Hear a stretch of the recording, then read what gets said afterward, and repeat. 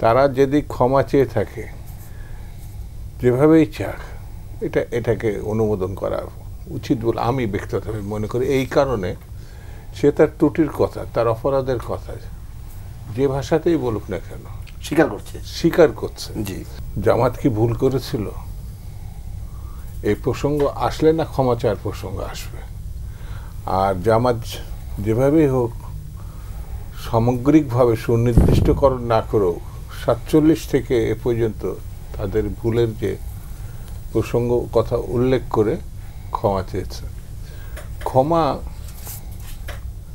এটা খুবই একটা মানে কি বলবো মানবিক একটি দৃষ্টিভঙ্গি। তারা যদি ক্ষমা চেয়ে থাকে যেভাবেই চাক এটাকে অনুমোদন করা উচিত বলে আমি ব্যক্তিগতভাবে মনে করি। এই কারণে সে তার ত্রুটির কথা, তার অপরাধের কথা যে ভাষাতেই বলুক না কেন স্বীকার করছে। জি, এটা আমি যে সুনির্দিষ্টকরণ অর্থাৎ 71-এর কথা বলে নাই বা রক কটার কথা বলে নাই, মানে প্রতিপক্ষকে পিটানোর কথা বলে নাই, যেটা ছাত্র সংগঠনের আমরা লক্ষ্য করছি। এই যে কয়দিন আগে একজন মারা গেছে, হঠাৎ করে রক কটার কথা বলল। তো এই রক কটার শব্দটা বিশেষ সংগঠনের সঙ্গে যুক্ত হয়ে গেছে। এখন সেটার প্র্যাকটিস ওইভাবে নাই, কিন্তু একটা মুহূর্ত ছিল। তো আমার কাছে মনে হয়েছে যেমন 47-এ পাকিস্তান আন্দোলনের সঙ্গে এত অঞ্চলের মানুষ, মানে পাকিস্তান সৃষ্টি হয়েছে মুসলমান বাঙালিদের জন্য। এটা আমার কাছে মনে হচ্ছে 56% ছিল পাকিস্তান জনসংখ্যার একক সংখ্যাগরিষ্ঠ মুসলিম বাঙালি। তো ওই সময় আবার বিরোধিতা করছে পাকিস্তানে কিন্তু জামাতের সংগঠকরা।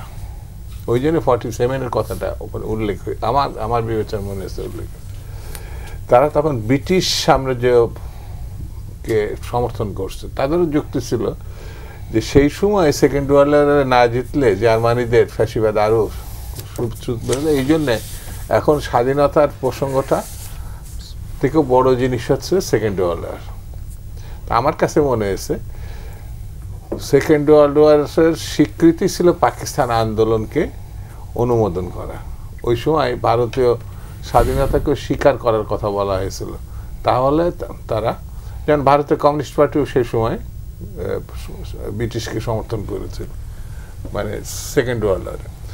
তো যাই হোক, সব থেকে মোটা দাগের ঘটনা ছিল ভিন্ন মত, এবং সেটা যদি মুসলিম লীগের মতো হতো 71-এ তাহলে এতটা আলোচনা থাকতো না। মুসলিম লীগ অস্ত্র হাতে তোলে নাই, কিন্তু মানে 71-এ ভিন্ন মাত্রায় অস্ত্র হাতে তুলে নিয়েছিল।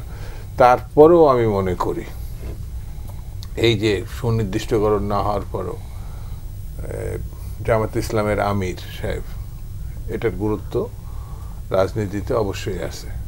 তাও আবার নির্বাচনের আগের মুহূর্তে এই শিকার। এর আগেও ভিন্ন ভাষায় ভিন্ন ভঙ্গিতে মাপ চাওয়া হয়েছে।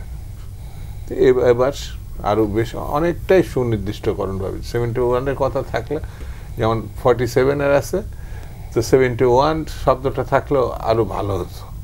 এই ধরনের আলোচনা অনেকেই করবে, সেই জন্য এটা আমার কাছে মনে হয় যে এটা আছে। আর দুই হচ্ছে, আমরা বান্দা হিসাবে সৃষ্টিকর্তার কাছে তো প্রতিনিয়ত মাপ চাচ্ছি। আমরা কোনো না কোনো ভাবে ত্রুটি করি। তখন আমরা নামাজে যখন যাই, প্রার্থনাতে এটা থাকে, আল্লাহ আমার জানা অজানা গুণাগুলো তুমি মাফ করো। তো আমি যদি আমার সৃষ্টিকর্তার কাছে যাই, তো সেই দলের সেই ইসলামপন্থীর কথা বলে যারা রাজনীতি করে, তাদের তো ক্ষমা চাওয়া উচিত ছিল স্বাধীনতা 16ই ডিসেম্বরের পরপরই। কিন্তু সেটা 54 বছর সময় লাগছে, সময় অর্ধ শতাব্দী। তারপরে মনে করি যে এটা ঠিক আছে। এটা